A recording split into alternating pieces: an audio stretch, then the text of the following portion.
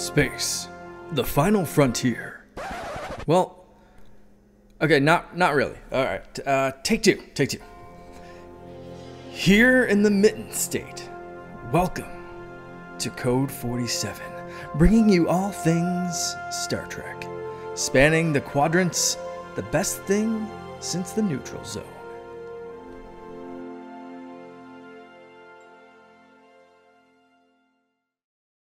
Hey, back again. It is the Code 47 podcast on the Secret Friends Unite podcasting network. This is episode 119. I am your humble host, Trek Lord of West Michigan, which is not a very humble expression, but I like it anyway.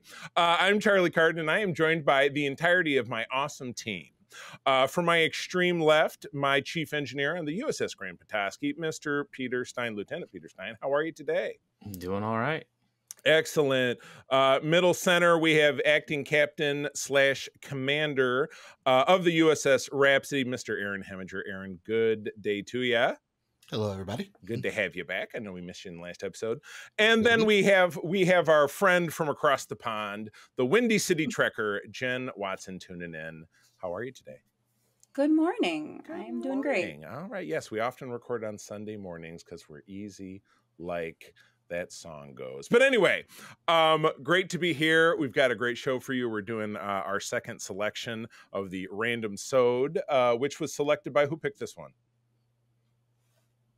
The dice. The dice picked it. Who wasn't? No, I don't know. It wasn't. I think this I was wasn't me. rolling it though. That was you. So, all right. Yeah. So we'll reveal that in a moment, what that's going to be. And then we're going to start a new show. We're starting Star Trek Enterprise, the final season, and the first 6 episodes from that, which are amongst some of my absolute favorites of that series. So I'm very excited about that. But first and foremost, got to pay those bills in giving homage to the wonderful folks over on our Secret Friends Unite Patreon. If you visit patreon.com/Secret Friends Unite, you can trial our wares for 7 days for free. Check out some of our great programs, including a show that my partner Todd Oxford and I do about comics called Spinner Rack, and the Facts of Geek Life, which is a show that I do with everybody here except for Aaron, because we got to get you on the rotation. But we take a classic genre series, sometimes a non-genre series. We take a season of that show and we break out a few episodes and have a good time talking about it. Jen and I just embarked on doing a little bit more on Sequest, which will be coming up again. Peter and I are just about to start talking about the second season of Ron Moore's Battlestar Galactica, one of my absolute favorite series. And we have a good time. But on our Friends with Benefits level, our upper tier folks, we'd like to give thanks to Corey and HD, John Sedorf, the Phoenix Sisters Cosplay, Brendan Myers, and Matthew Keel. Our top tier folks are the BFFs, the Nias family of the Twin Cities, Sean, Stella, and Henry, and our friend Missy Merchant. So thank you very much one more time. Patreon.com/Secret Friends Unite. Give a visit. Do your 7 days, enjoy our wares, and if you like it, feel free to stick around because we would like to have you stick around. All right. Well, we have a week where we have some honest to God news that we had fun with this first story already just in our little group chat yesterday. But we're living in the era of merger talks. So-and-so's going to buy so-and-so. This one can't survive without having another one. And streaming is rife with it because I think, as my partner Todd over on our main show is fond of saying, streaming's a tough one. 5-10 years ago, everybody thought, oh my God, they're just going to be throwing money at us sideways. And while a lot of people do stream, it's not the, big dollars. It's not the traditional dollars that perhaps everybody, it's maybe not all it's cracked up to be as far as when it comes to the earnings, because all of these streamers are losing money. And so you're seeing the big mergers, you're seeing the Disney and the Hulu and rumors of Warner buying Paramount, which I hope is not going to come to pass. But the latest one has to do with, I'm sure I'll see this on the Colbert Report this week because he did one recently about another potential merger. But the good folks at Universal and Peacock in particular are looking to merge that service with Paramount Plus. And let's just get it out of the way, guys. Top 3 names for this new service. We'll start with Jen. Jen, what's your favorite? My favorite or my least favorite? You tell me. The one that I heard earlier was Cockmount, and that is the worst one. And you can censor that if you need to. I don't censor. That's not allowed. That's I feel like it ought to be, but there's no really good way to blend those names. Oh my goodness! All right, Aaron, what's your favorite, least favorite? I am 100% on board for Paracock. Peter. I'm just gonna go with Paramount, but pear like the fruit. There you go. I find it funny. That's the most PG one that you can go with. I agree. It's a competition to Apple. Yes. Oh exactly. My gosh, the Apple version. And then if they come up with a show that stinks, then you have a rotten pear. So all right. Well, then you've got Pear Plus, and then Netflix can go off of Orange is the New Black. Oh, I was going to say Orange has got to come into this at some point. So there you go. Just keep your bananas out of it. Absolutely. Banana Plus. Banana Plus. I love it. All right. So, the classic cord cutter argument is like, oh, God, things are going to cost as much as cable. I'm not saving any money. The beauty of all these streamers is, yes, two of them merge. They're going to find a way to charge you more money. But the beauty of it is they are all, while many of them have a variety of options, with ads, without ads, annual, but almost all of them I think are monthly. So really, if you're like, hey, there's a new blah blah blah show I want to watch this show, cool, it's on for 8 weeks, it's on for 6 weeks, all 8 episodes are being dropped in one, I'm going to have it for 1 month, so you can rotate it. Yeah, exactly. The only real danger is in the uninformed consumer, which isn't that really the danger of pretty much all of this. I can say, oh, I forgot I was signed up for that. You know what? Sign up for it for 30 days, do a free 1-week trial, put a note in the calendar on your phone, because that's the only way that I do anything in life. I don't know about you guys. It's the only way, and then cancel it. So you guys tell me. I don't, a detractor probably is not maybe for a franchise like Star Trek, which is established and we feel like it's going to move forward because it survived the slings and arrows of different ownership and being off the air and having different creative people in control. The real danger is 12-year drought. Yeah. There have been some pretty, there was a 10-year drought back in the day because we ignored the animated series, or at least I choose to. But if Todd was here, I'm sure he'd have something, very businessy to have say about it, that, oh, well, this will mean less new content, yada, yada, yada. I get that, but the stuff isn't free, and there has to be revenue there to produce these programs. So I don't know, what are your guys' takes on mergers? Is it kind of makes never mind? Do you have passionate feelings about it? Jump in, please. I feel that more often than not, the mergers are about the money and making the profit loss look less than what it really is for like investors and things like that. Yeah. And I think more than anything, that's what it's about, because if you're merging your profit margins for the end of the quarter or whatever, it doesn't look as bad when you're combining two different companies into one. And right. I think that's essentially the scam whenever we hear about these mergers. Yeah. the scam-a-rooney. Any thoughts, Jen or Peter? Mergers are mergers. As long as the stuff's still there, I don't really care that much. Yeah. I also agree. have discs. I don't care. It is, we've had this conversation, and it's a school of thought that's out there. It all really comes back down to physical media. You know what I mean? I've been taking stock of the physical media I have. I've been putting, I finally got a 4K player last year, the year before that. So I've been slowly acquiring those discs, but only if they're really core stuff like the Star Wars films, the Star Trek films, stuff that I'm going to be like, all right, well, when the apocalypse comes, and okay, oh, that's right, I'm not going to carry discs around with me if I'm running from the cordyceps monsters or the zombies or whatever. But if streaming goes kablooey, I still have the discs of the things that I, really absolutely have to watch. So yeah, no, I agree with you. All I ask for is my stuff still? Can I still watch the things I want to watch? Mm-hmm. And is the new stuff going to be good? Right. And that's really all that I want. If it means that there's less new stuff because they want to put more, make it more quality, I'm all for that. Right. I'm okay with that. Right. Yeah. Well, we're going to survive one way or the other. So interesting. Again, It's a rumor, so who the hell knows?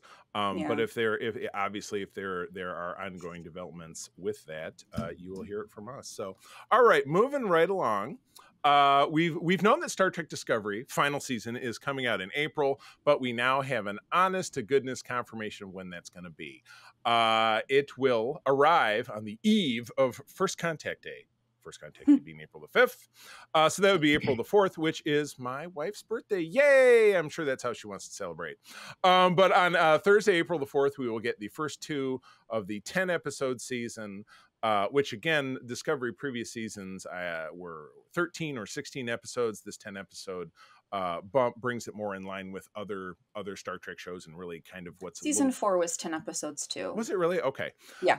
So yeah, it really does bring it, obviously continues the trend of bringing it a little bit more in line with what you see, which is a 6 to 10 episode season in something that's streaming. So we have the majority of the original cast or the ongoing cast from season 4 returning. The main cast, we're getting the addition of Callum Keith Rennie, aka Cylon Model Number 4 from BSG, which Peter and I have been talking about, is joining the cast as a Vulcan captain named Rayner.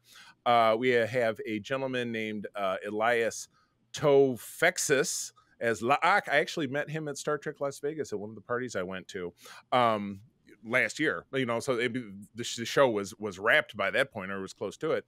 And then actress Eve Harlow as character named Maul. She'll actually be on the cruise, which we were looking at the roster the other day, and April was like, who is Eve Harlow? I'm like, I think she's on Discovery, or I don't think now I know, because it's my job to know. Yeah, there we go. So we're going to get that final season. I think the plot synopsis provided here does mention that the crew is sent to retrieve an 800-year-old Romulan vessel until the hidden artifact inside is stolen, leading to an epic chase, which we actually did see footage of at one of the cons last year, as I recall, or an epic chase of some kind. Meanwhile, Saru is offered the position of a lifetime, and Tilly's efforts to help pull her into Tilly's efforts to help pull her into a tangled web of secrecy. Well, that could be anything, but that's probably the first 15 minutes of the first episode. So there's a lot of adventures to come. So I know we all kind of land in different places when it comes to Discovery. It sounds like a better setup to me. It's not the kind of the monster or the MacGuffin of the week, which is what we got in all the other seasons. Really, season 2 it was the Red Angel. Season 3 it was Chasing the Burn. Season 4 it was the what was the thing, the DOS, the DMA. I knew, yeah, the designated market area, the very dangerous in marketing terms. So we don't have, at least from this description, kind of a super monster or a big boss like in a video game. I think that's refreshing, because doing lather, rinse, repeat, and just saying, hey, we got a new monster is kind of a bummer. So I'm interested to see how this turns out. So Peter, you also not an enormous Discovery fan, but what do you think of the summary? It seems interesting. I'm an 800-year-old Romulan ship makes me go, oh no, we have something from the 24th century. Mm-hmm. What are we dealing with now? Can we please leave the poor Romulans alone? Yeah, enough bad stuff happening. They've just been kind of the whipping child as the villains for the last several iterations. Right. And not very well. So it's like, could it be Thalaron radiation? Could we be dealing with, like, I don't know, Sela in a cryotube? I don't know. Right. But I'd love it. I mean, I would love to see Sela back. That would be fun. But it's just one of those, like, 24th century Romulan ship that's somehow threatening everything. Right. Okay. Yeah. I'm intrigued, but I'm just like, I know a lot about the 24th century. What the heck is this? Yeah, right. You're going to find out. Yeah. Aaron, your thoughts? Well, yeah, I've said many times before, I feel that Discovery has progressively gotten better over the course of time, and I enjoyed the last season. I have mixed feelings of going into the final season.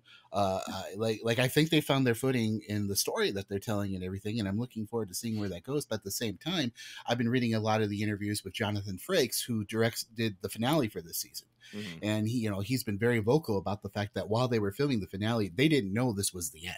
Right. So my concerns is, how is that going to impact you know, the ending of the story. Is we gonna feel satisfied with the ending? Is it gonna be a little too cliffhangery, or is that going to carry on? They did go back and add reshoots. some stuff after the fact. That is true. Fact. So we'll be curious to see if that maybe feels disjointed. You know, like, we thought we patched it together, but I mean, how much did they have to do and whatever. So that in itself is very interesting. So, you know, for a season that will run for exactly 2 months, because we got the first 2 episodes up first, and then 8 weeks to follow. So that I think there's no doubt that will be something to see. So the end of the first the show that brought Star Trek back to TV, that resurrected the franchise, comes to an end. All things come to an end, good, bad, or indifferent, and that's what this is. So, well, good. Well, we will. So I like Discovery. Yes.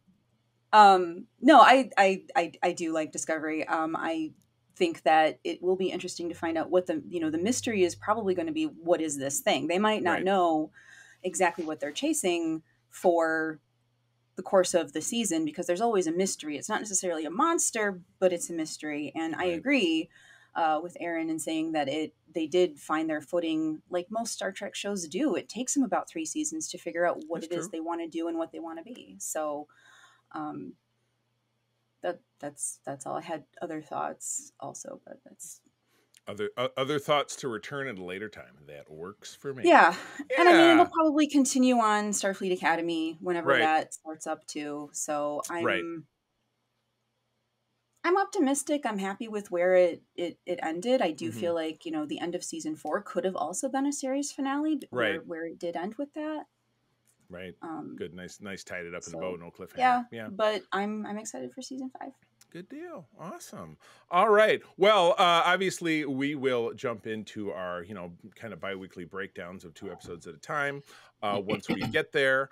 But between then and now, we are rolling through our fun new segment, which is the Random Sode, chosen completely by chance. We think Peter picked this one, but we're not 100%. It doesn't really matter, because we're all here and we're all going to talk about it.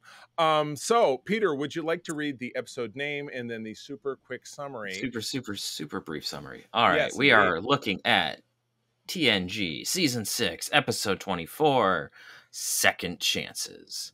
Yes. Another transporter episode.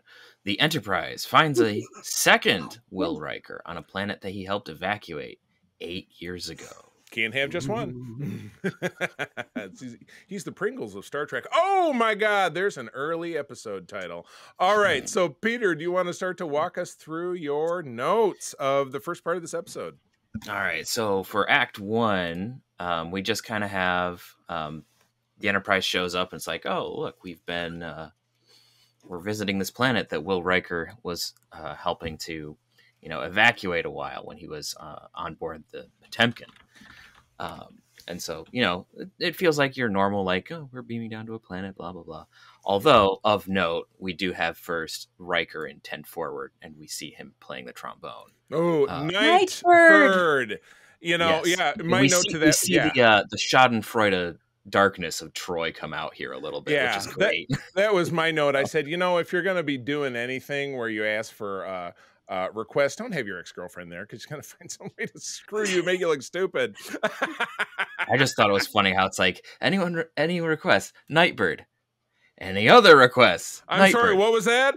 Night Train? Okay, I know that one. Oh, no, Nightbird. Okay. Yeah, and then it's like, and then Dr. Crusher's like, oh, why was that? And it's like, he's never been able to do it with his shit-eating grin. You're like, you bitch! My friends would totally do that to me too, so I totally get it. I mean, that's the thing. That's the thing that friends do, though. Like, you always give each other shit. So it's not something that I thought was like bad. It was just something that was like, that's classic. Yeah, it's very real. It's humanizing.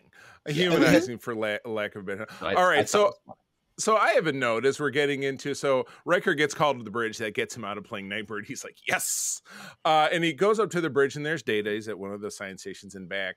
And so he has a line. He says, yeah, we'll be, it'll be easier for us to beam down there now because the transporters are sufficiently more advanced than they were 8 years ago when you were beaming out. But earlier in the season, in the episode Relics, and tell me if I'm remembering this incorrectly, Geordi and the time displaced Scotty are having conversations that transporters really haven't changed much in 100 years. Or maybe that was impulse engines. It was one of the two. But I'm like, oh, they had this huge breakthrough in the last 6 months. That's amazing. Yeah, I thought that was weird. Yeah, maybe anyway. the imaging sensors are better, but the buffers are all the same. I don't know. They stopped at AutoZone and got a new buffer.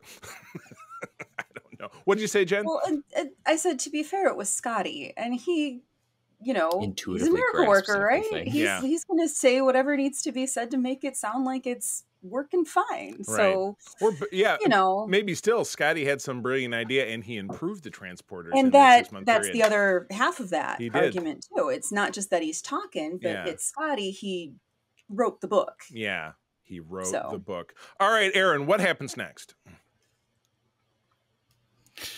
Okay, so you got me on Relic now. Oh, so, no, next second chance. Let me remember what episode we're on. About to beam down to the planet. Beaming down to the planet, and they find, hey, it's another Riker, and he has a different looking beard, and later on he parts his hair the other way. So I'm like, oh, it really worked, though, I thought. Oh yeah, absolutely. It was great seeing the juxtaposition in the meeting of modern Riker versus his old counter stuff, and you can tell right away that there's some tension between the two of them. Yeah, there's a great line about that later between when Riker and Worf are talking about, or when Data and Worf are talking about. We'll get there. Mm-hmm. Absolutely. So they bring the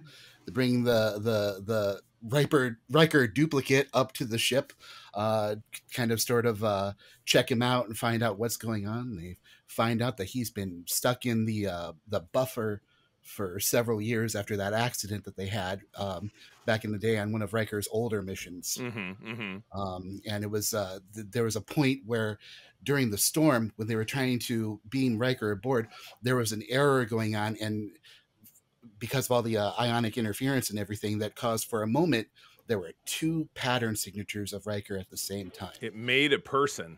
The transporter was his daddy. My daddy was a transporter. Yeah, absolutely. Mama was transporter, yeah. Yeah, total freak accident, according to the logs. So one of the Riker duplicates ended up getting beamed aboard the rescue ships safely, and the other one ended up getting marooned back on the surface of the planet. Womp womp. I had some notes about I keep calling him other Riker because he doesn't get a name. He doesn't get a name until the end of the episode, so I don't want to put the cart before the horse. But I wrote his undergarments are really weird. He's wearing the top of the TNG jumpsuit, Operations Division. He's wearing a weird, like, dark green undershirt and gray pants. So there was nobody else on the station. He must have just raided somebody's closet or something to get all these bits and bobs. He still managed to cut his hair, and his beard isn't down to his knees. So I mean, he's a man of many talents. Great at grooming, but not really so great at accessorizing. But you don't really have to worry about that when nobody's around. So, Jen, what happens? We move forward. Troy volunteers to go talk to him because they want to see if they can get other Rikers help in executing the mission. So she goes to his quarters, and then what happens? So she goes to his quarters, and he's like, Imsadi, and starts like kissing her. Baby. She's like, whoa. Yeah, hang on. Yeah. Here's what happened is we were supposed to meet on Risa, and that never happened. Like, not because we thought you were dead, but because, Commander Riker and I never actually met up. He decided that his career was more important because after this mission that abandoned you, well, not abandoned you because we didn't know you were there, but Commander Riker got a promotion right after that and decided that he was going to pursue his career and his dream of becoming captain earlier. And I had my own career. So we didn't see each other again until we were both posted on the Enterprise. And for the past 6 years, we've been good friends. And Duplicate Riker's like, okay, but I'm kind of not him. And I still love you. And I've been dreaming of you for 8 years. And he's trying to kind of get back with her, and she doesn't say yes, and she doesn't say no. She just says good night. Right. And you know what? And to his credit, he's like he takes it okay. I think, you know, I mean, he states his intention, but he's not like, it's not like Romeo and Juliet. Not, you know? he's not pushy about it. He's just like, I'd like to pick up where we left off. And she's like, okay, cool. Good night. You know, she doesn't give an answer one way or the other. And then he gives her this like cute scavenger hunt where, you know, she has to like go from one place to another and winds up in 10 forward. And he has this like, etching of the waterfall that they were at, and I know he's nailing it. He's nailing all the slots. He's very charming. I mean, it's Riker. He's still doing what he can. So definitely saw that Geordi wasn't happy about that though. Oh, that's right. When she goes in engineering, she's like, "What are you doing?" And she's reaching for a thing, and then he's like, "Yeah." I just thought that was a funny little background thing they did with Geordi being like, "Why is something on my warp core? What is this? Would you wipe a booger on it? Knock it off! Get out of here!" So yeah, all right. So pinball back to Peter. So what happened? The date thing is over, and then we get Beverly and Troy in the gym again, not wearing those cool outfits from season 3, but whatever. Oh gosh, they're actually wearing the white bathrobe this time. So you have them start talking about the relationship or potential relationship, I guess. Yeah. And the whole situation with the two Rikers. And it's like, Beverly basically points out, it's like, well, he's not Will. So, you know, take this how you will. What? Take it how you will. That could be a better name for it. And then Duplicate Riker walks in, and then Beverly's just, you see the whole like, hey, I'm gonna stick you with this. You got to face it now. Bye. I got. It's another great friend moment of like Troy trolled Riker, and now Beverly's just like, hey, bye. She wants Deanna to be happy. It is, and it's just, I just think it's the funniest way to do that. And so then Duplicate Riker and Troy do some.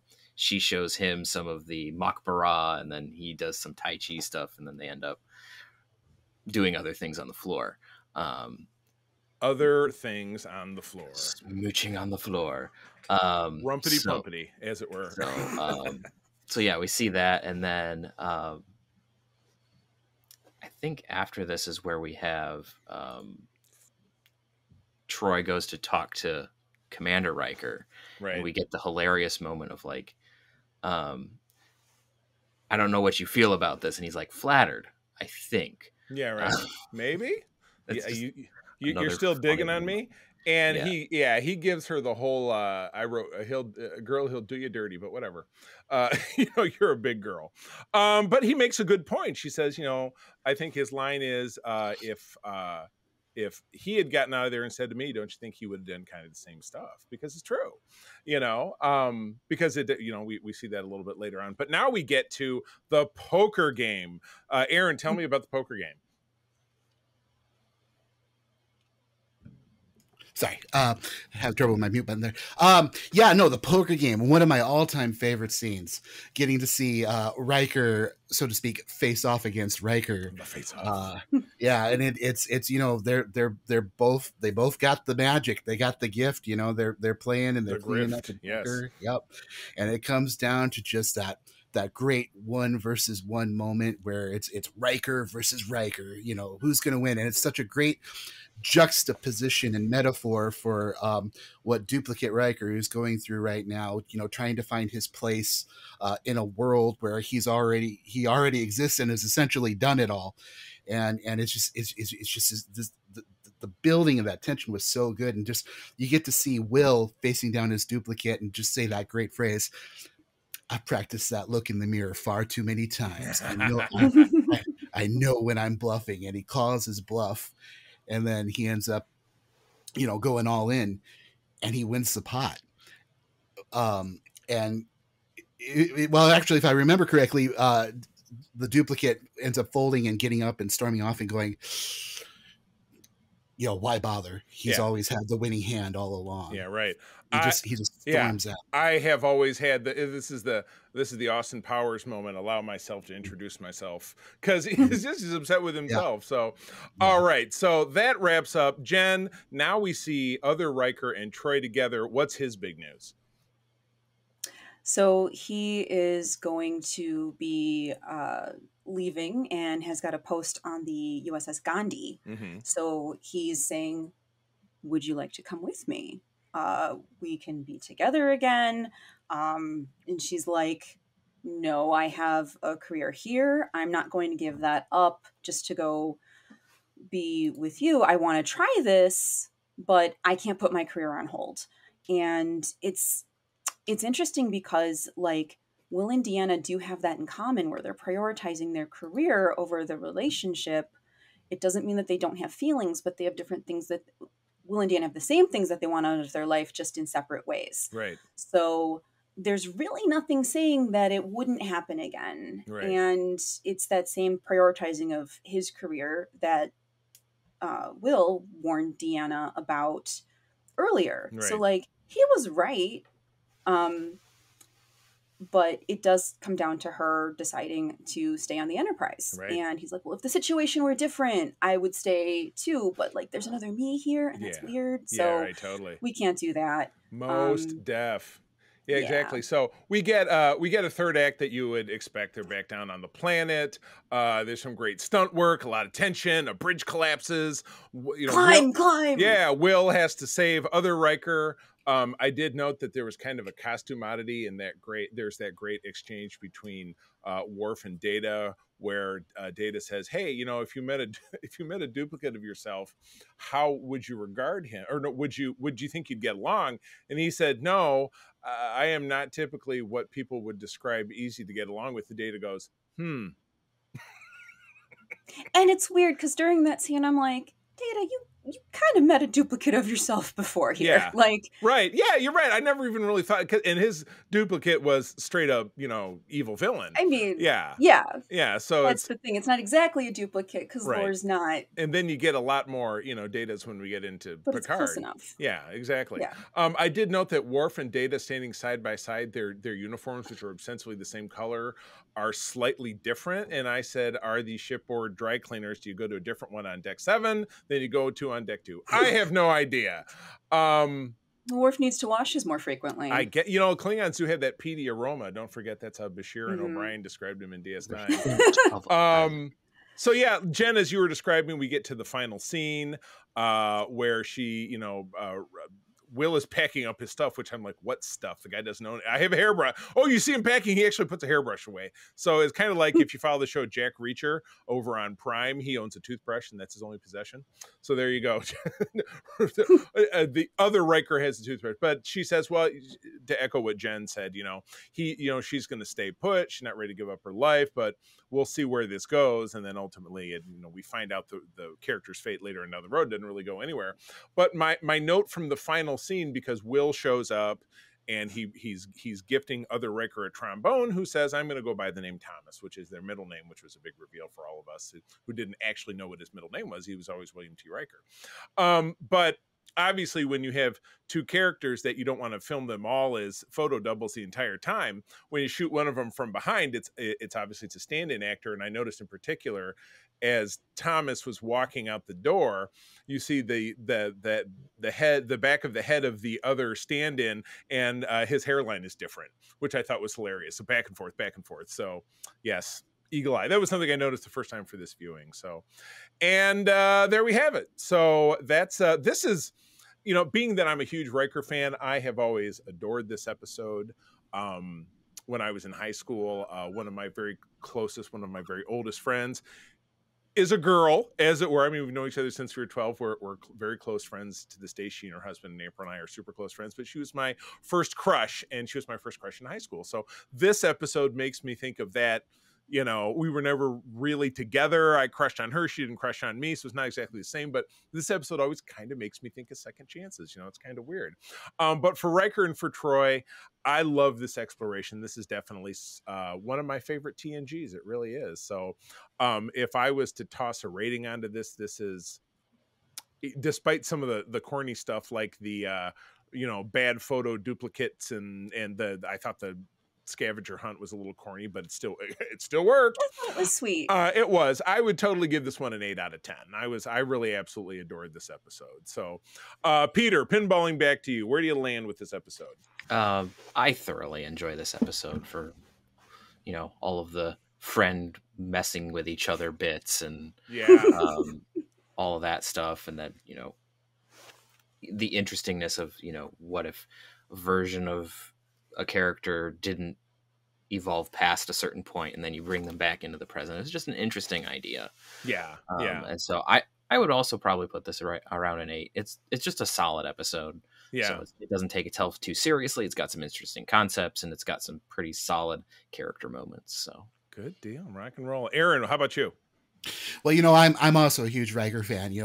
Riker is the reason why I grew a full beard, because I had that same baby face problem. He's also the reason I learned to play the trombone. Yep. Nice. So that was, Yeah. And, but can you play Nightbird? No. I can play the trombone. I am terrible at it. Wow, you're worse than Nightbird. So you are just like Riker. Yeah.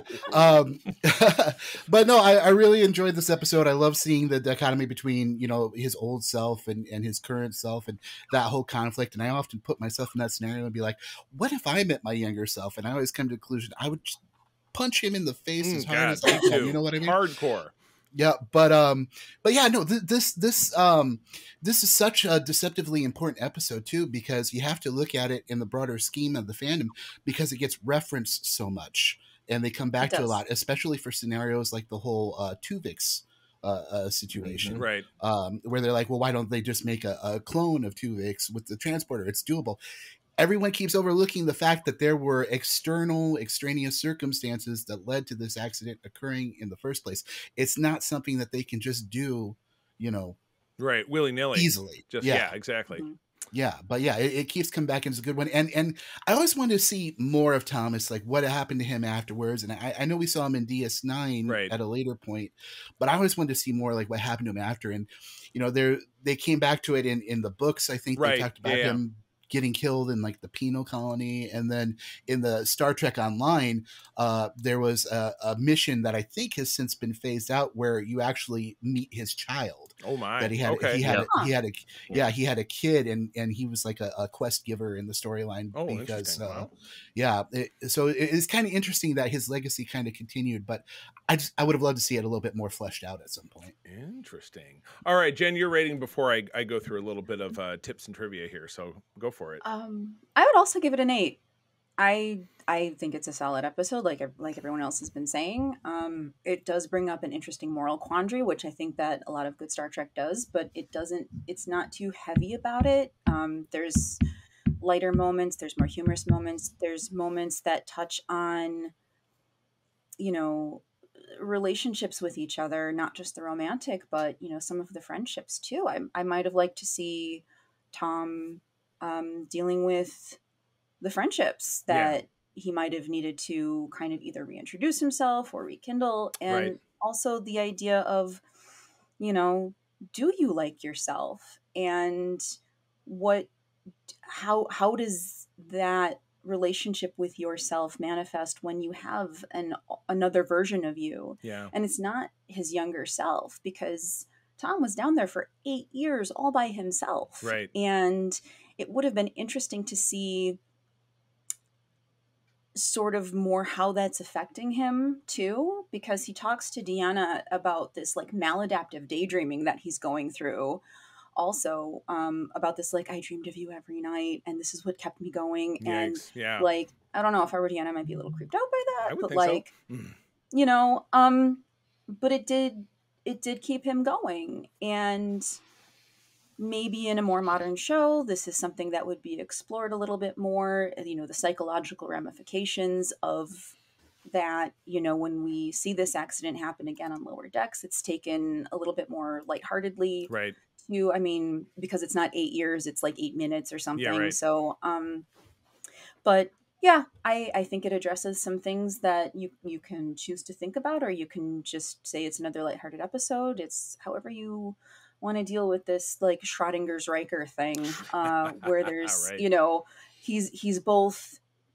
I like that they make a point of saying that they're both the same person. Yeah. Like, it's not like we've been following the original and this one's a copy. Like, they're both the original. Right. So Right. Good stuff. Awesome. All right. Well, the big, just for sake of time, the big background bit that I remember from my Star Trek Next Generation companion, which is right out front. There it is. That's the red book on the end, which was the Bible when I was growing up. It was blue and then it was red, and I think the final edition was a darker color red. That's the middle one. Was that in the early stages of this episode, Jerry Taylor, co-creator of Star Trek Voyager, on the writing staff, considered killing off William Riker and having Thomas join the Enterprise D crew as his replacement, potentially taking Data's spot at Ops. That's what I remembered.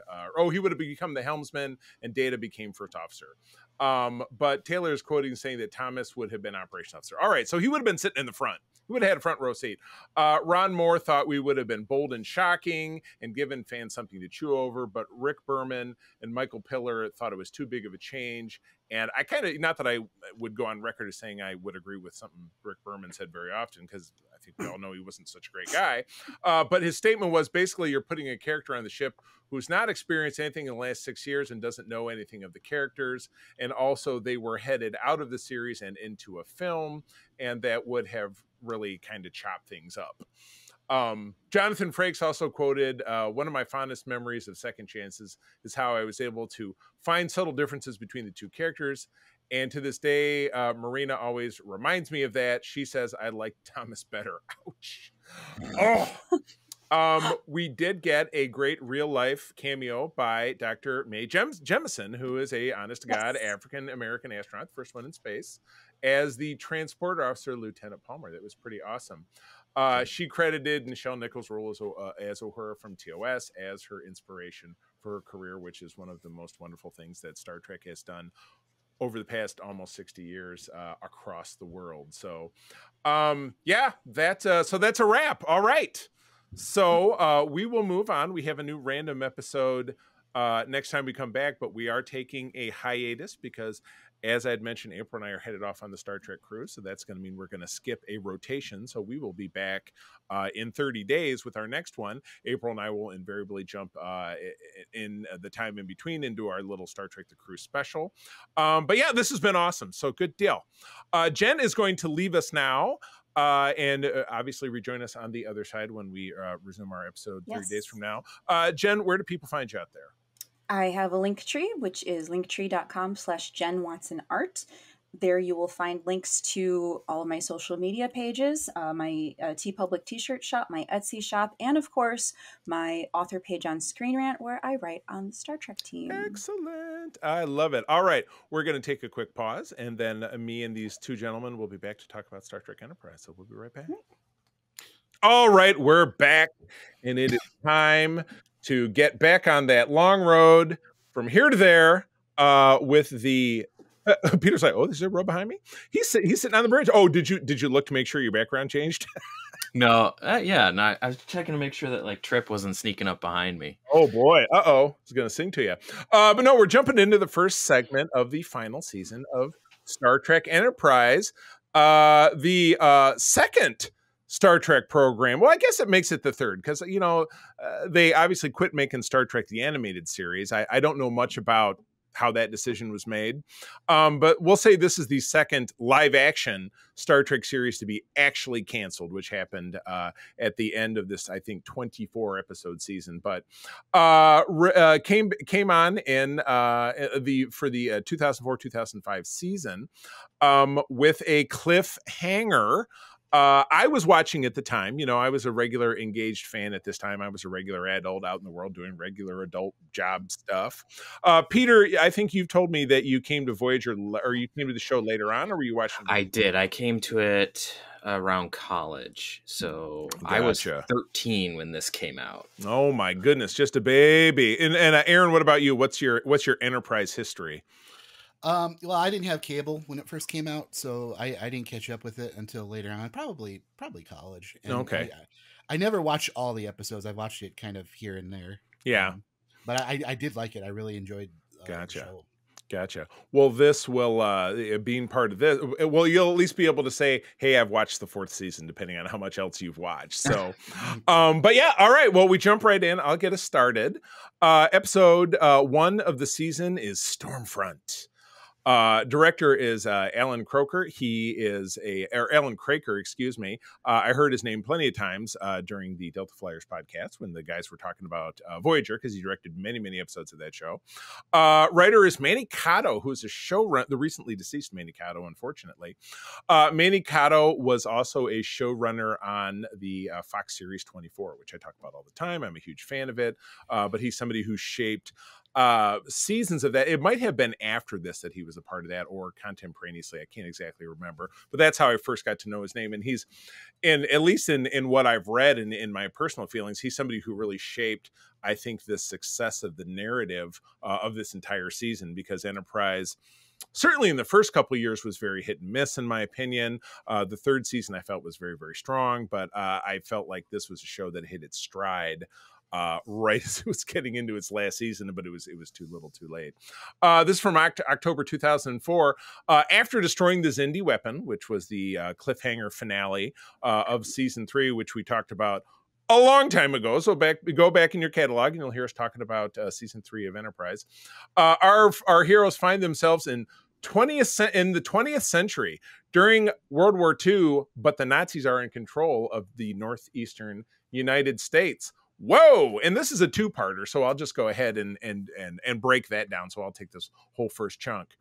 As things move forward, Archer joins Silic, who we remember is the main Suliban bad guy that we've had since the 3rd episode, to stop the alien Nazis, restore the timeline, and end the temporal Cold War. So this 2-parter did just a ton of heavy lifting. You're taking the entirety of this temporal Cold War, which a lot of fans bitched about, like, oh my god, it's another I never understood why people didn't like it. I like time travel shit just fine, and I don't time travel stuff. I don't feel like the temporal Cold War was this huge focus of the entire series. I thought it was just another wrinkle that it would come back. Oh, here's this, and it deepens the mystery, and then it goes away for a while and it comes back. Yeah, I love this episode. And they worked in a lot of that guy kind of actors, and a lot of people who are on shows on UPN, like the African-American woman who was the protagonist. I think she was on that show Girlfriends with actually Tracy Ellis Ross, who is Diana Ross's daughter. So there you go. Goes right back to Motown. But you get a lot of these like gangster dudes, like the one heavyset mob dude, I think was on The Sopranos, if I'm not mistaken. And I just thought it was a raw-working great story. You get to see the damaged Enterprise have to swoop in and save the day. And, it's flying through New York City with these, these Stukas, these German planes chasing it and shooting laser beams at it. Every part of this I thought was fantastic. This is one of the 2-parters, and don't be surprised if further on down the road we get back to this 2-parter, because I think I have on our Uber schedule one day in segment 2 we're just going to be talking about 2-parters, and so I know that we'll come back to this at some point because I absolutely love it. It's a fantastic 2-parter. So when we get into kind of 2-part bonanza, but so I won't dig too terribly deep. But Aaron, your thoughts about this episode? Were you seeing it for the first time? Yeah, actually, this was my first time seeing this. Nice. It was really good. I really enjoyed watching it. And again, I watched it with my wife, who, she's a big fan of World War II and period pieces and stuff like that. So it's always a delight seeing the costumes and everything. And I really loved seeing the advancement of the Nazis into this what ifs alternative history scenario where they're marching into New York. Oh god, that was super cool. And the cold open of the second segment, where it was a propaganda film about, and Hitler visited USA and blah blah blah, people were cheering him, and he gave a 4-hour speech. Reminded me of Donald Trump. I know we don't talk politics, but given these long crazy speeches, but just the total propaganda, and he's just talking about the unification of Germany and USA and blah, blah, blah, blah. Oh my goodness, that I thought was brilliant. I thought it was brilliant how they rolled that in. Absolutely. It was very bold of them to do. Yeah. You know, some of it I was watching and, you know, like seeing the Nazi flags on like the White House and stuff like that. I'm like, I'm kind of offended by this, but at the same time, I'm impressed that they were bold enough to show this stuff back, you know, at this time and period. Yeah. But it was definitely a great way of, you know, showing what the stakes were in this situation. It's like all the potential things that this could go wrong, you know, with history and everything.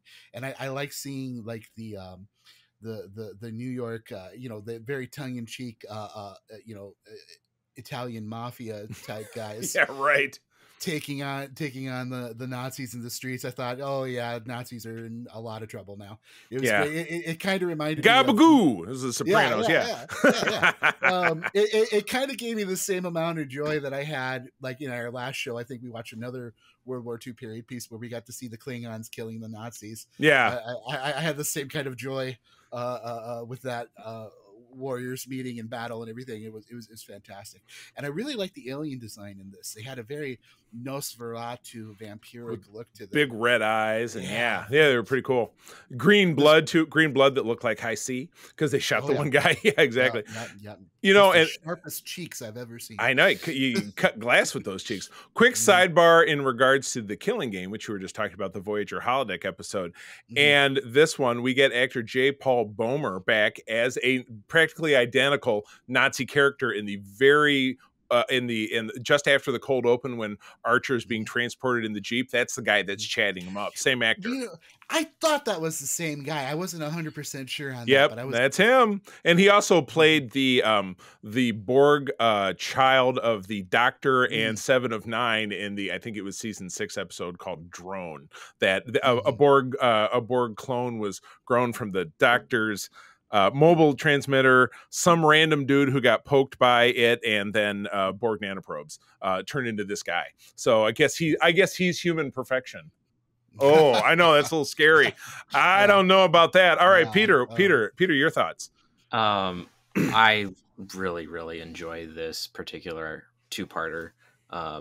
As we said in the last episode, because I spoke high praises of the Killing Game, I love anything that does World War II stuff. It's just kind of a fun bit, where they can, you know, do that sort of thing. I have to point out that this concept of an alternate history where the United States loses is then done again, not in Star Trek, but in this show called Man in the High Castle. Oh, great show. Great show. Asimov. So when you're talking about how like they brought in like footage of Hitler doing things in the United States, it just reminded me of that. Exactly. Yeah, making speeches and stuff. Yeah. So the only thing there is that they, you know, nuked DC, so we never saw the White House. Yeah, we'll pick somewhere else. Yeah, yikes. Yeah. Man, that's a show. That's worth a rewatch because I don't think haven't seen it in quite a bit. Yeah. But otherwise, like it's a fantastic episode. There's a lot of good stuff here. Silic has some really good moments in this episode, especially when he and Archer have to work together, which is just hysterical. Right. They both don't like each other, and they have to work with each other. And it's an odd couple. Yeah. So yeah, and then you know, the Enterprise doing its thing, first going down to San Francisco and getting shot by some P-38s, and then going to New York and getting shot by German planes with lasers. Right. Like, the ship that's already fallen apart, you know, due to what happened, you know, back in season 3 when the big slug out. So, good stuff all across. So they do manage to, you know, Archer does end the temporal Cold War. So that puts an end to the Suliban plotline. We don't see them again. We don't see Daniels again, who's the time traveling guy. And a big part of this is that he's dying, but you know, Archer doing what it was revives him, and then the time zone, the timeline obviously resets, and our people are back home again, and they roll up on Earth, and they're like, "Welcome home," and it's just moments after, obviously, the season 3 finale. So, I would almost argue that this is one of the better season openers that I can think of. You know, and again, I say that with them, you know, there have been a lot of absolutely great ones. The Way of the Warrior was an amazing open to the 4th season of DS9, or, you know, the opening to the final season of DS9, or, you know, so on and so forth. But yeah, this is one that I think kind of, hit all the notes that I was really enthusiastic about. So I absolutely dug this one. So, well, cool. All right, Peter, jump us into episode 3. Episode 3, Home. Again, directed by Alan Craker, written by Mike Sussman, aired October 22nd of 2004. Enterprise is welcomed home, as we saw in the end of the previous episode, after saving Earth, and the crew takes a much-needed vacation. Tucker and T'Pol visit Vulcan, where T'Pol must consider marriage to Koss, and Tucker gets to meet her mom. Yeah. Erica Hernandez becomes captain of the Columbia and renews her acquaintance with Archer. And Phlox encounters prejudice, and we see Reed beat people to shit on Earth. Yeah, right. Yeah, exactly. Yeah, that was fun. Yeah, kind of a strange beat of an episode, because you're taking all the, breakneck pace and high stakes of everything that's happened, not only in the previous 2 episodes, but the ongoing, nightmare that the crew dealt with in all of season 3. And now they're kind of getting back to reality. Hey, we're back home. Archer has to go through a super uncomfortable debriefing, in particular around the episode about, the Vulcans that were stuck in that space anomaly with the Trellium D, and how they all went nuts, and it was the horror film episode back in season 3, and how they all tore themselves apart, and how everybody's like, well, you have actor Gary Graham, who again recently passed away, great dude. We met him at Star Trek Las Vegas as Ambassador Saval, just absolutely being so Vulcan-y to him, like, well, we really don't know what happened. We only have your word for it. And he's like, I'm a big hero guy. I shouldn't have put up with this crap. And then he connects with his would-be old girlfriend.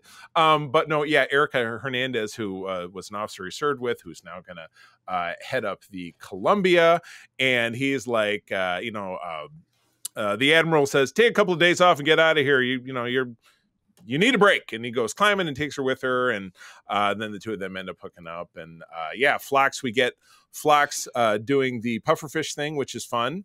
Love to see different weird abilities of that dude. Just an overall fun episode. So I stole it away from you, Peter. What are your thoughts? I generally like this episode. The stuff with Archer and Hernandez, I'm ambivalent to. It works, but that's not my favorite parts of the episode. Yeah, it's kind of run of the mill. I get it. It's like, I really like Tucker and T'Pol on Vulcan, because it's just Tucker trying to figure out what he's supposed to do is just hilarious. Right. Like, and how he fits in, because T'Pol is conflicted, and we met her fiance in the previous episode, and she's not really into him, but then he's like, well, you marry me, and your mom can get her job back because she got fired because of blah blah blah, this reason and that reason. So it's creating a little intrigue that we're going to get to. Yeah, we get to that. You get name dropped with the Sirenites, I think. In this episode. I don't. They don't quite go that far, but not the whole what's going on, but you get the concept that there's some sort of division. Yeah, right. Vulcan, so we get that Vulcan 3-parter, I think, probably in our next segment. But yeah, that was great. So in the end of it, she goes through with it, but she really doesn't want to, and he's really heartbroken. And even the mother is like, "Well, you gotta do what you gotta do." And then she's like, "Okay, it's too late." And then the episode ends. So yeah, it's tough stuff. So it ends with a wedding. Aaron. Yeah, I really like this episode. Had a lot of really great moments in it. I'm going to dissent from you guys a little bit in that I actually really like the Erica interaction with Archer from a writing perspective, at the very least, because I liked how it was used to kind of show Archer's growth as a character. Because I really enjoyed the line where he's talking to her and he's like, I can't stand being around you because I look at you and I see myself 3 years ago. Yeah, big time. And now looking back, I want to feel the way that you are now, but I lost something out there. And I felt it. Yeah, I could see how it could definitely be a little bit tedious and derivative, but I felt it gave insight into where Archer is at the beginning of the season, in terms of he's got all this PTSD from going through everything he did with the Xindi and surviving that, and to where he is now. And he wants to get back to being an explorer. And we see where now he's kind of learned this lesson of the age-old saying, you got to walk softly but carry a big stick, right? And he's definitely lost a certain amount of innocence through everything that he's gone through, and for that reason, I really enjoyed seeing their interaction. That's fair. Right. I love the stuff with Phlox, seeing Phlox deal with the xenophobia going on Earth. You know, I mean, understandably, they've been through a traumatic event at the hands of aliens, and a lot of people just have a hard time seeing anything other than labels sometimes, and that's just a very human thing, not one of our better qualities. No doubt, yeah. But it was definitely interesting getting to see that little bit of a struggle, even in this, you know, idealized futuristic society that we've developed, that some of those things just don't go away. And that, but you know, that's what's great about humans, is that we're always working and struggling to become better than what we are. And that's what I love about Star Trek. And again, I was watching this episode with my wife, so I got some of her insights and everything. And she was very opinionated about the stuff on Vulcan with Trip and T'Pol. And we were watching the entire time, and we were just like, these are the most emotional Vulcans we have ever seen.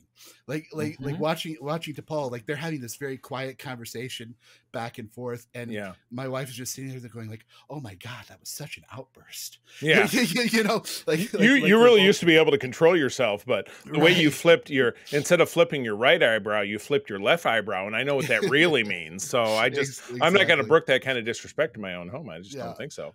So we were having fun, like really reading into the Vulcans and like all the subtle emotional cues. And then we're like, wow, the mom really loves Tucker. And then, you know, it gets to the part where, you know, this wedding is about to happen, and we're like, oh, the mom's going to step in and do some mom stuff. And then it never happens. Oh, come on, mama. Right. And then my wife is just screaming, T'Pol, how could you do that to Tucker? Love. It's a lot of fun. Exciting and new. Oh my goodness. All right. Well, then the last three are actually a three-parter. So I'm going to jump in and at least do this reading, but then I'll toss it back to you guys. But we have a three-parter, which we get our first big actor from Star Trek: The Next Generation playing a different role. So we actually get the return of Brent Spiner. Awesome dude. I've met him on a couple separate occasions. He's going to be on the cruise again, so I look forward to chatting with him, hopefully again within next week when we're on the cruise. But we have the three-parter of Borderland, Cold Station 12, and the Augments. So I'm going to try to summarize these all as one and the same. So Spiner's character is Dr. Eric Sung, an ancestor of Dr. Noonien Sung, who created Data and Lore and gave birth to all of these Sung type androids that we meet in TNG and Picard.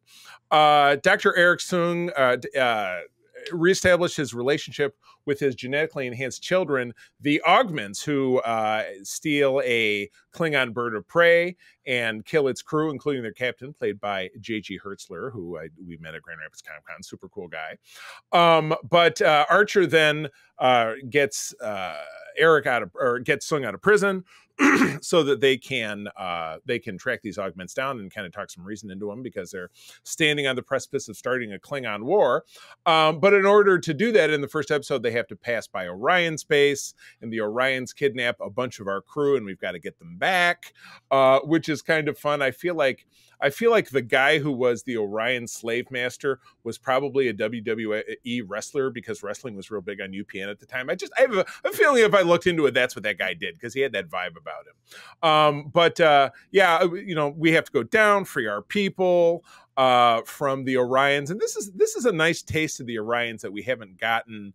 I think we get the Orions twice in the season, and this is the first of the two. Yeah. And other than that, the Orions are in a lot of ways pretty much untouched going back to the original series. So this is kind of a fun exploration, as is the other episode that we get later in the season. But ultimately, when the Augments, what their mission is, and when they reteam with Sung, is to visit this Cold Station 12, which gets us into the second episode. This is a medical repository where this space station crew gets held hostage by the Augments as Sung and they work to obtain hundreds of unfertilized augment embryos from back in the eugenics wars in the hopes of creating a new race of augments. And so this is very tense, this big slug out that we see, which we can visit on as we go. But naturally, as you would expect, we find our way out of it. And Sung is with the Augments, but eventually the head augment guy, whose name I'm forgetting, but maybe one of you guys can remember it as time goes by.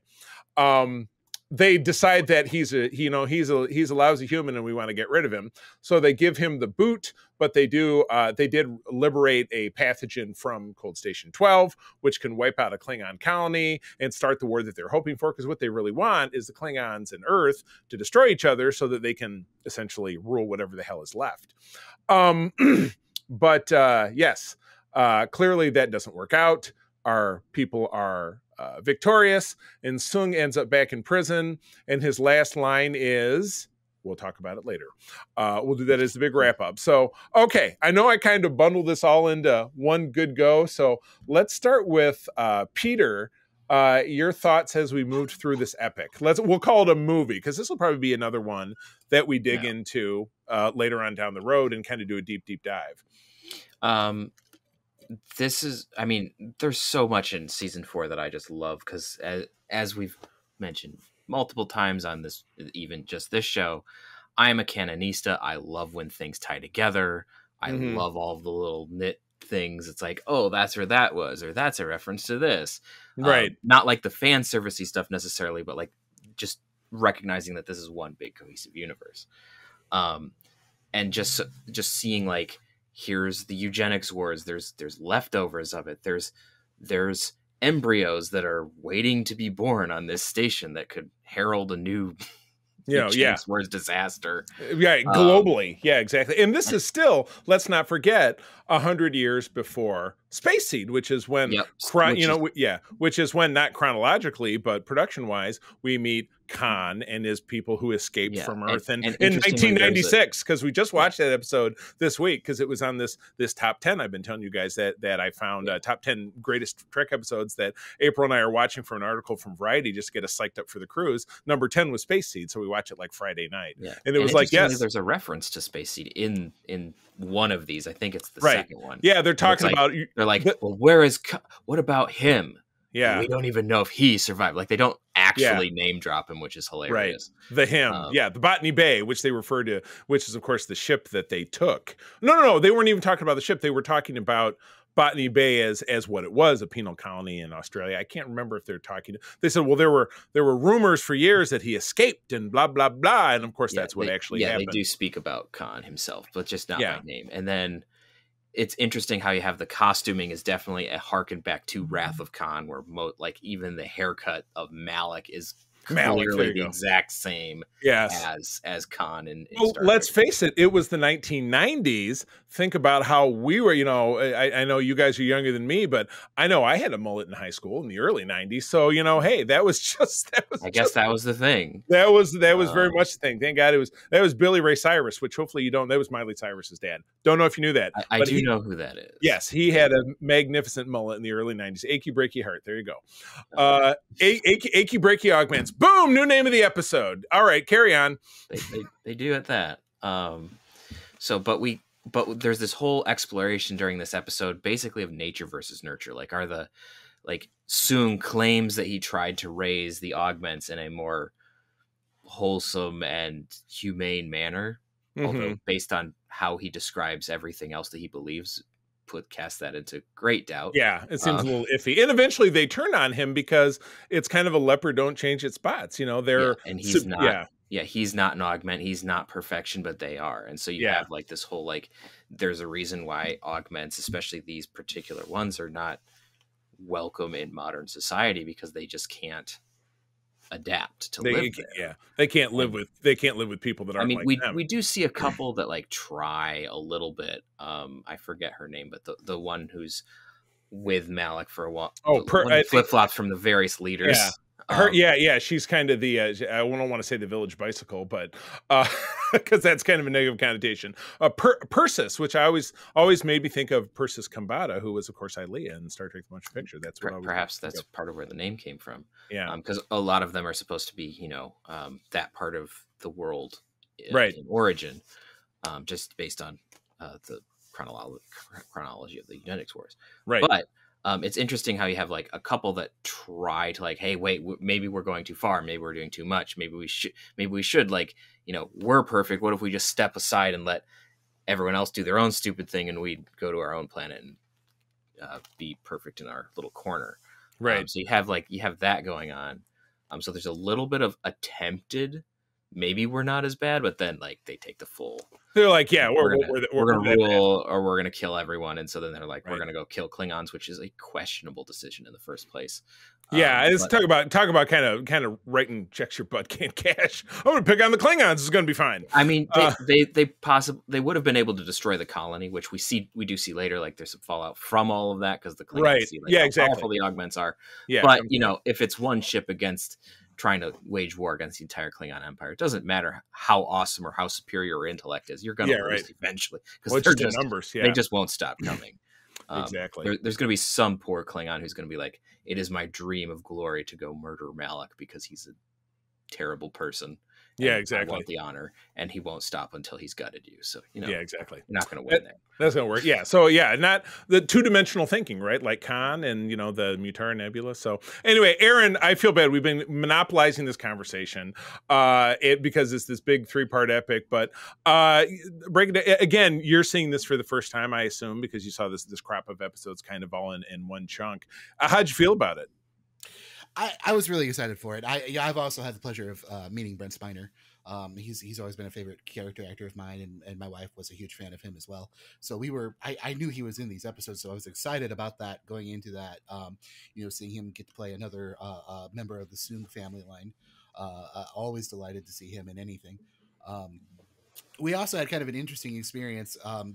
Just stepping into the real world in terms of the actual viewing experience.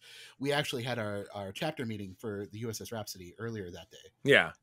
And a couple of the members, after we wrapped on the meeting and everything, decided they wanted to, kind of hang out for a little bit, and they ended up coming over to my house, and it turned into this big watch party for this huge 3-parter.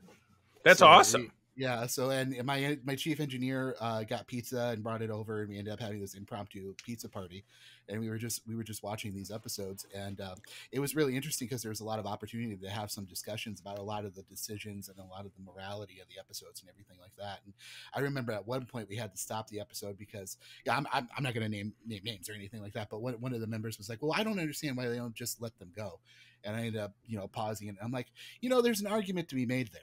Because that's true. In a perfect world, they're as much of victims as anybody in this because they didn't ask to be born, and they were kidnapped, and they're in the world now. The genie's out of the bottle, right? You can't put them back inside. You kind of are stuck with them now. And I'm like, and in a perfect world, you could go to them and say, okay, look, we can't undo what's been done. You have your lives now. I hear SETI Alpha 5 is nice this time. Oh man, so it will be for the next 100 years, right? Absolutely. So I said, yeah, but you got to take a step back though, and you've got to look at the big picture situation, because it's not just a question of their freedom; it's a question of the fact that we have to deal with the consequences of their actions, and in this case, they've enraged the Klingons. The Klingons they are never going to let them go. And they're going to blame us for it because, they just see them as humans, right. And it's so we have a responsibility. Someone's got to answer for that. Otherwise it's a big political issue. So I'm like, one of the things so I was like, if I were in Archer's position, that's the thing I would have to consider is, someone's got to answer for this. We have to, do the diplomatic thing and bring them in.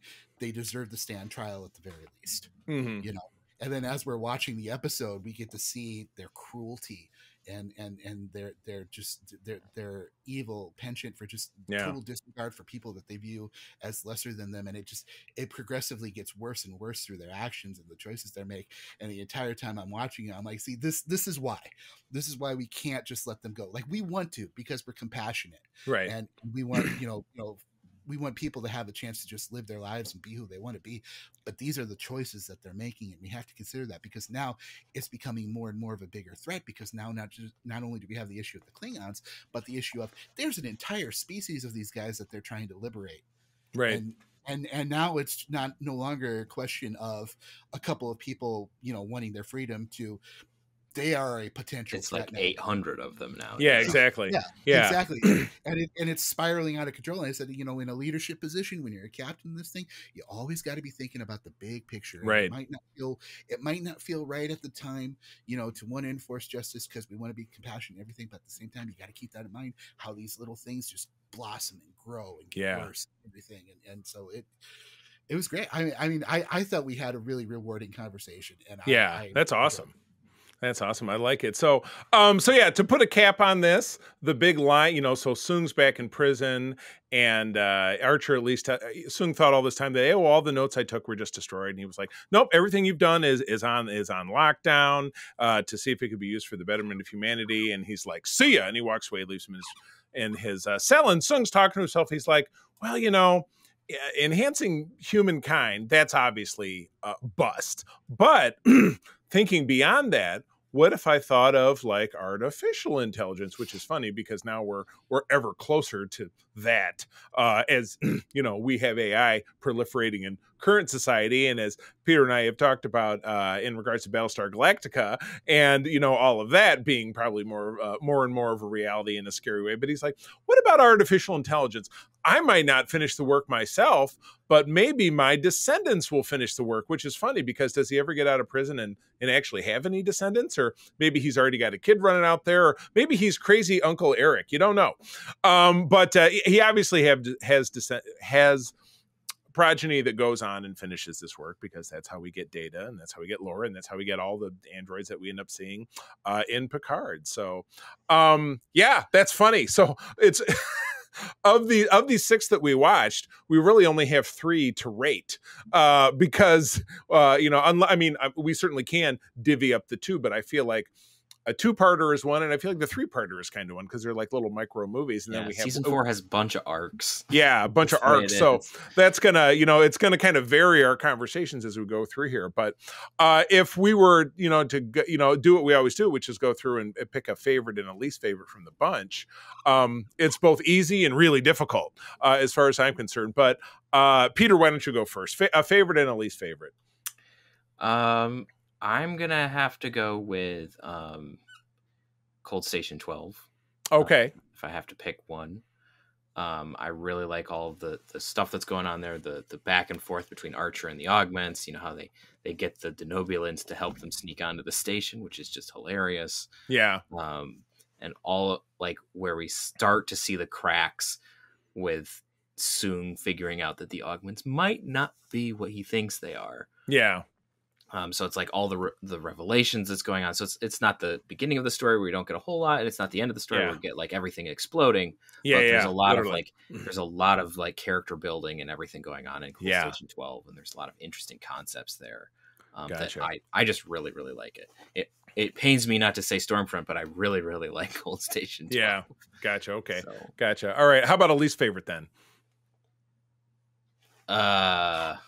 Of the 3 or the 6, I guess you can split it out any way that you feel is the most appropriate. I figured it would be an easy one for you because you said you weren't super fond of episode 3, but I mean, I guess if I had to pick one, it would be Home, just for the simple reason of there's some things that are like, a lot of it also has to do with just Stormfront and the Augment arc just being so great, right? That if you have to pick one, 3 is just kind of a little bit lower. Right. Some of the Archer dealing with some of his PTSD I didn't enjoy. It's well written. I will agree with that. Right. But I don't know. For me, some of Archer in the later seasons is a little harder to watch because I really liked Archer when he was more optimistic, and so he's struggling with it, and I get it. Yeah. But it's just sometimes it's harder for me to watch. Right. So because I like the character so much and it hurts. Oh, I hear you. So. Yeah, I agree in a lot of ways. I would say Home is probably a little bit lower stakes because you're dealing with, you know, feelings and thoughts, and there's not some world explosion, you know, because again, you know, we've got to, you know, we're playing for all the marbles in Stormfront, and then, you know, in the Augments 3-parter, we're trying to, you know, prevent the annihilation of potentially starting a war that could, you know, kill everybody.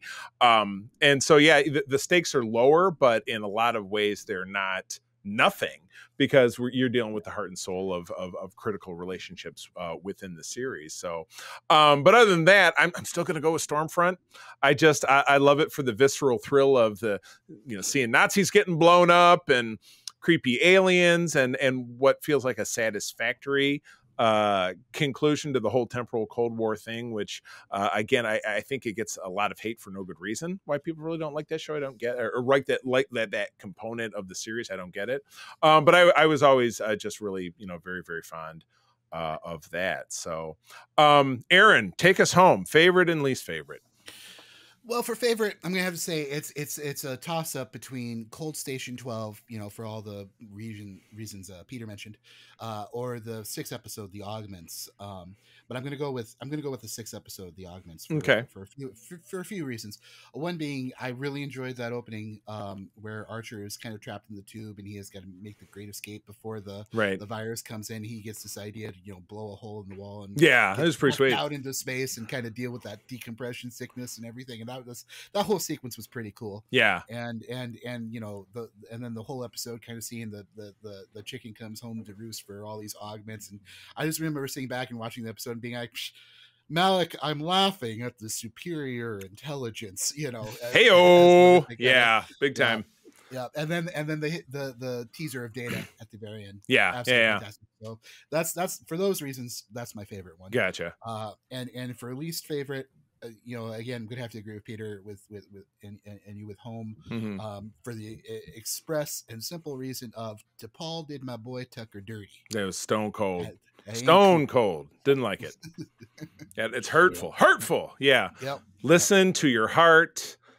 Listen to your heart. Roxette, 1990. Anyway, yeah. She did not go where her heart will take her. Yes, she went right off the edge of the cliff on the Titanic, and Kate Winslet would have been very disappointed. But anyway, well, cool. All right, Star Trek Enterprise. That was the first segment. So, yeah, guys, we're taking a little vacation. Sorry, that's me. So we won't be back again together to talk about Star Trek and be published again for almost a month. So, so jealous. I'd say someday, man. The Star Trek cruise is a wonderful experience, and if it comes into your life someday, if it's still around, if you have the opportunity, I would say go for it, because it's one of those, once you're on the ship, you got nothing else to worry about. You don't have to get anywhere. You don't have to worry about lines. It's just, particularly, going with a spouse, and it's just a great vacation. So, but April and I will come back and we'll publish an episode where we spend 20 minutes talking about it. So, so you can look forward to that. But other than that, everybody, thanks for joining us. Aaron, where do people find you out there in the world? Well, we've got a link tree available. I'm primarily on Facebook with USS Rhapsody SFI chapter, and on YouTube. And you can also find my Ghostbusters group, Ghostbusters Michigan GBMI, on Facebook and YouTube. Fantastic, Peter. What about you? I know you're the mystery. You're the shadow man. Yeah, I'm not really on social media that much, but if you look for me, you can find me at Petrus Aquinas, usually on Discord, in like the Katoski group. Right. You can also find me on ELH's Twitch and YouTube channels, where I'm currently game mastering a Star Trek Adventures game. And you can find me also behind the scenes on Starship Excelsior, a fan audio drama. See, you're getting more and more stuff all the time. You're out there. You're doing it. I love it. Well, you can find me over on Threads and Instagram as C3 Carpenter. Go ahead and spell it out. But the main bulk of my time is spent with my good crew members of the USS Grand Petoskey and Region 13 as part of Starfleet International. Both Peter and Aaron are part of that with me. But the Grand Petoskey, we're located here in West Michigan. We're one of the bigger chapters of SFI in the world. And again, I run Region 13, which is Michigan and Eastern Canada. We've had some great explosive growth, in particular here in Michigan, in the last 5 years since I've been doing it. And I'm thrilled about that. If you're a Trekker within the sound of my voice in either one of those areas or even somewhere else, please visit sfi.org or even ussgrandpetoskey.com. Drop me a note, and I can help connect you with Trekkers no matter where you live. So with that, I'm going to bid everybody adieu. Thanks for tuning in. I'm going to tell you that sharing is caring, and to keep on trekking. Remember, everyone, 1,000 stars is a million maybes. Peace and long life. This podcast is part of the Secret Friends Unite podcasting network. Visit secretfriendsunite.com for more great shows, articles, news, reviews, and more. Secret Friends Unite podcasts are available on Apple, Google, Spotify, and other podcast services around the world. If you'd like to be part of the conversation, you can join us on Facebook or our new Discord server, or follow @SecretFriendsU on Twitter. Please subscribe to Secret Friends Unite on YouTube and visit our merch store at tpublic.com. Just search Secret Friends Unite. Thanks for listening.